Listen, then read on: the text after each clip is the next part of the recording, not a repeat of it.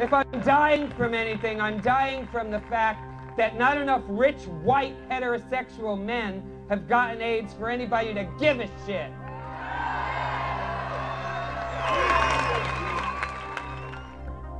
All I read in the newspapers tells me that the mainstream heterosexual population is not at risk for this disease.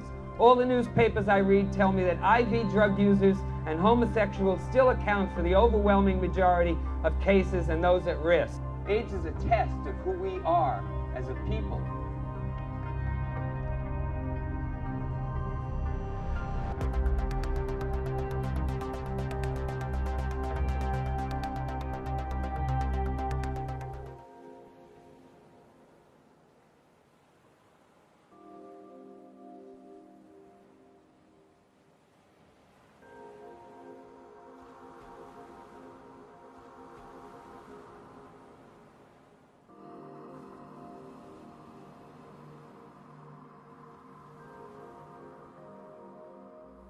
Okay, so I'm Jamie D'Arcangelo.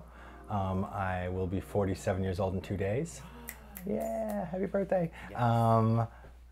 And I'm from Worcester, Massachusetts originally. Now I live in Fitchburg. And my preferred pronoun is he. Yes.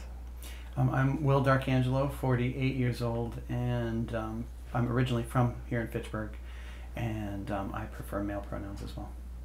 HIV first entered into my life when I was either 14 or 15.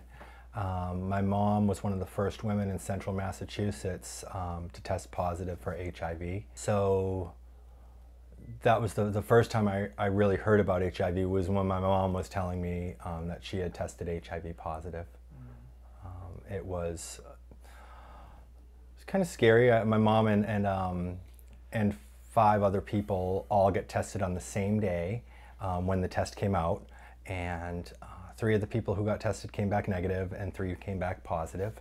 AIDS Project Worcester started around my mom's dining room table, like her and all her friends who needed something to hang on to and some assistance, and they had to learn how to advocate. They first just bonded together and they created this organization. Very familiar with the feeling of, feeling alone.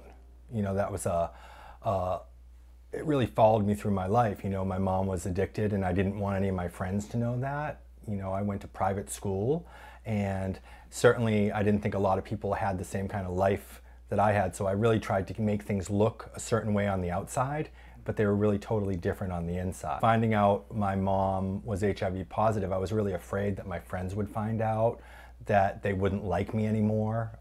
It was really a scary time for me. At that point in time, people were dying 6 months after they were diagnosed. So at any moment, I thought my mom could just drop. I didn't know very many gay people with HIV, but I knew my mom's friends who were addicted had HIV. And so when the rest of the world was looking at it as a gay disease, I was seeing it as a disease of drug addicts. Couldn't face it. I lied to my family about getting tested. And, it wasn't until I was really, really sick that I finally went and got tested. And that was a whole nother adventure. I found myself in a lot of rough spaces when I was in San Francisco. I started using crystal meth, and I got, first I raised $3 million for the United Way in one fundraising season, and that was really awesome. But I was a mess while I was doing it, so they had to fire me after the fundraising season. And so rather than leave San Francisco or go get another job, I just decided to move my drug dealer into my house and just go full tilt boogie with the crystal meth scene, and really came pretty close to destroying myself. My name is Carl Shortino. I'm the Executive Director of AIDS Action Committee. I use he, him, and his for pronouns. I originally grew up in Connecticut, but came to Boston to go to college and never left. I love the city. For about 35 years now, AIDS Action's been providing a range of services for people living with HIV, which have really evolved over the years as the epidemic has changed. Currently, we provide a range of services, including case management and housing services, legal services if someone needs to get a lawyer for court or other issues, behavioral health support. My name is Raymond Josue Rodriguez. I'm 35 years old. My pronouns are he, his, or him. I'm from Puerto Rico, grew up in Aguadilla and then moved to Boston and Brockton. So Brockton is home.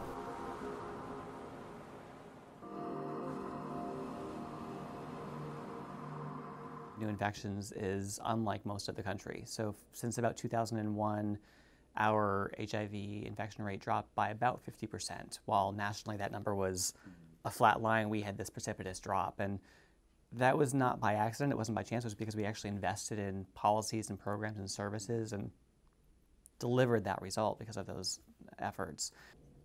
So behavioral health is actually a key component of the work that we have to continue to do to combat HIV. And I think there's some assumption among some people that, well, anyone can go get a social worker or a therapist or a counselor somewhere and their insurance will cover it. That's not the reality we see in our population of people that come to AIDS Action. Most of our clients, the average income is less than $10,000 a year. Most of them are currently homeless or have recently experienced homelessness, and most of them are dealing with active mental health and substance use issues in their lives. And so HIV care becomes sort of a last priority when you're dealing with homelessness and behavioral health issues. The first time I did it, I was up for 5 days in a row. I was in a room for 5 days having sex with whoever came. I did that for about a year. And then I did that in Grandma's house until my family caught on and they kicked me out of Grandma's house in Boston Cathedral. Then I came here to Mom's house and I used to go in the backwoods at the middle of the night into probably 3 or 4 in the morning smoking crack by myself. My mom didn't hear from me for 2 months and we talked every day. And she did not hear from me for 2 months. I said, I cannot talk to you. I'm doing things. I remember she crying on the phone. I told her, well, I think I have HIV. And my mom broke into tears. And I tried not to call her because I was so into the drugs. And I didn't want her to know what was happening. And until I told her I'm HIV positive, she broke down into tears.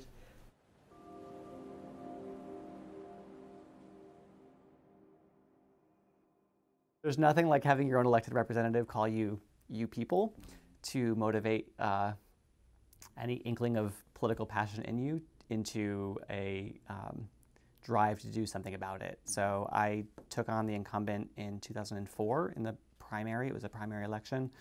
He'd been there for about 14, 15 years. Everybody told me it was an impossible win. I thought it was not likely to win. It was an uphill battle, but it felt important to try because democracy only works if you have accountability, and that's how you do it at the ballot box. I managed to beat him by 93 votes in the primary. He did a general election write-in campaign to try to save his seat after he lost the primary and went incredibly homophobic and called me all kinds of names in the mailings that he sent out. It was a pretty nasty campaign. I prevailed in the general election by about 4,000 votes, and suddenly at 25 I found myself in the middle of the State House in the middle of marriage equality debates and loved it. While being a public official, I also had a real life like everyone does, and I got infected with HIV. I knew pretty quickly I had acute infection symptoms. I knew as a gay man, sexually active gay man, to watch out for those symptoms that may be the first signs of HIV, and went into a total panic. I really didn't know how to incorporate that new reality of my own life into my public work as a state rep. So my name is Monica James, she, her, and hers. I'm from Chicago, Illinois, and I'm a Sagittarius with a Scorpio rising and a Scorpio moon, and I'm classified as double trouble. My name is Jack Lewis. I'm a state representative here in Massachusetts, representing the 7th Middlesex District, which is Framingham and Ashland. And I actually grew up outside of Akron, Ohio. My preferred pronouns are he, him, his. When I was growing up, I recognized that there was a second spirit, there was a second voice within me, and that second voice was a voice of a girl when I was 5. Being a child of the 80s, I was born in the mid-80s, and so HIV has always existed in the world in which I lived. But actually one of my earliest memories is overhearing adults talking about this disease that I didn't fully comprehend, I didn't understand. And the only thing I learned about it was that it had something to do with blood and that it disproportionately affected gay men. So after graduating divinity school or seminary, I actually accepted a job at a church in Wellesley, Massachusetts.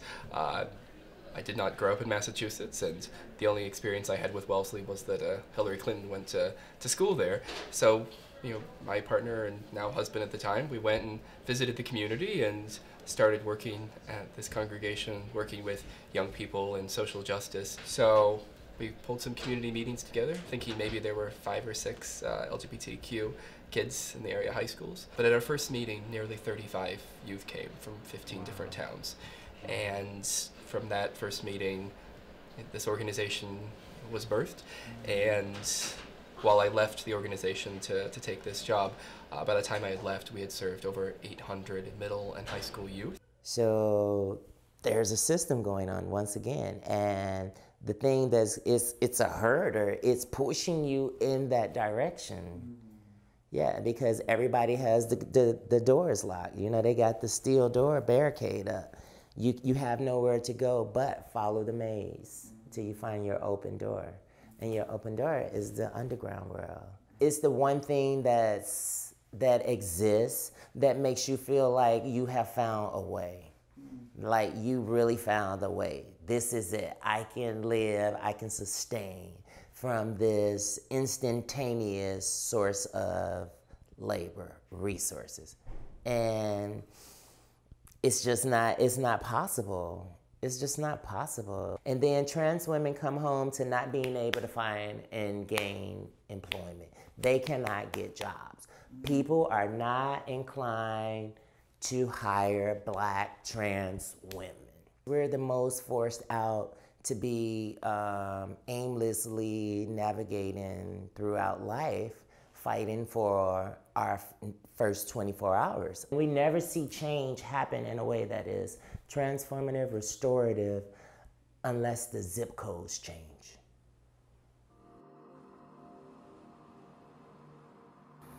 I'm Paul Glass. I'm 68 in the next week, and I was born and raised in Boston. I'm Charles Evans. I was born in North Carolina and in New York for 40 years.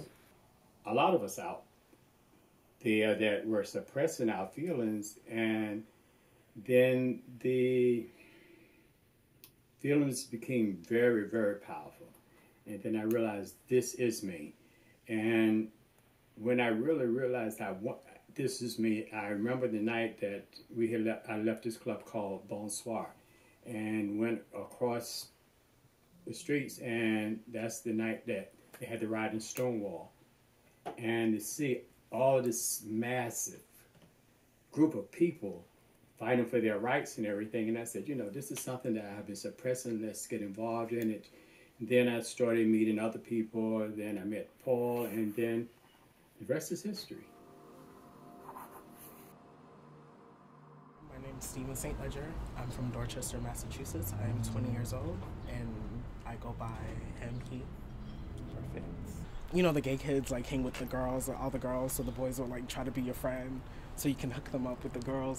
Yeah. The girls you would hang out with. Yeah. So it was hard, but it got like better once I started growing into my gayness. Mm-hmm. In school, we have like sex ed. They talk about sex and pregnancy and all that.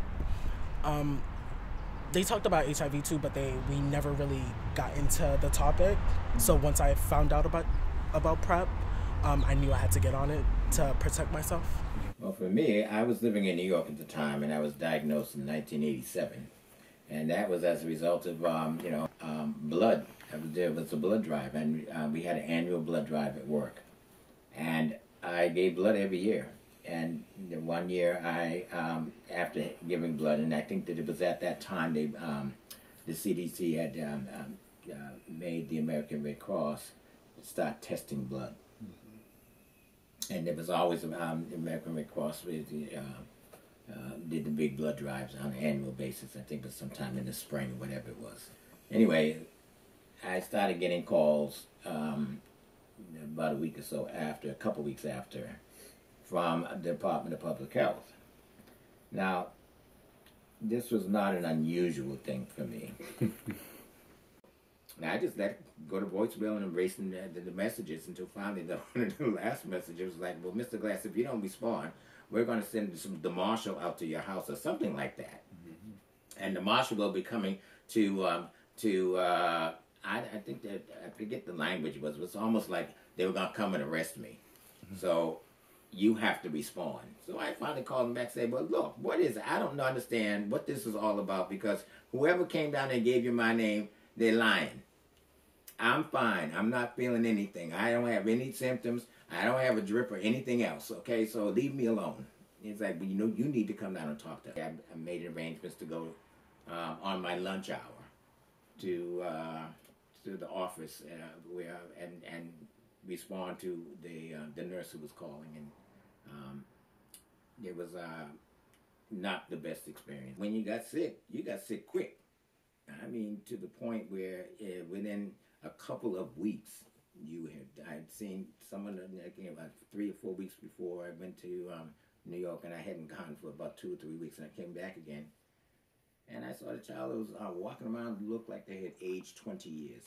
Mm-hmm. And these are young, beautiful men. Lost a lot of weight. 6 or 7 years after Charles had died. Irony is, my ex was named Charles, and I was Charles too.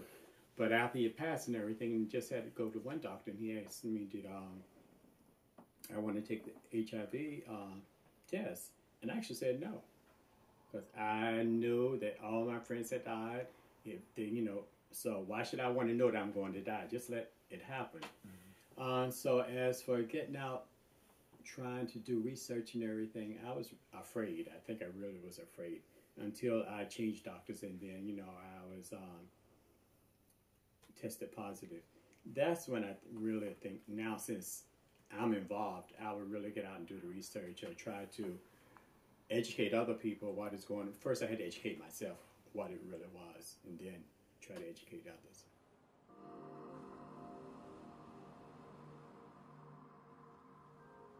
And as a Black gay man, I know we go through a lot of things, such as homelessness, acceptance, mental health problems. How do I debunk this cycle that's tearing me down, that's stopping me from being my most fabulous? They come for us and they need us, but then once they get in the office, they forget about us.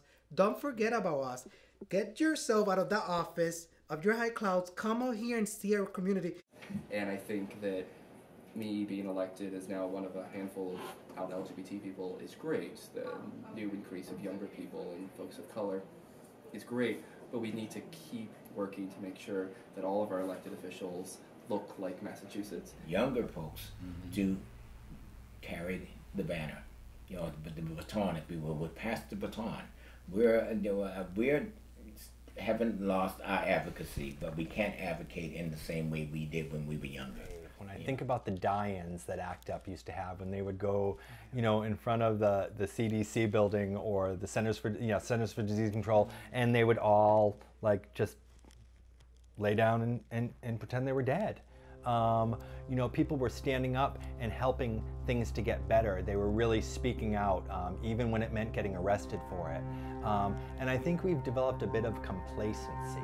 It's just a little bit easy. We don't have to really worry about it too much. And I think that if we don't stand up for what's right, we will lose it.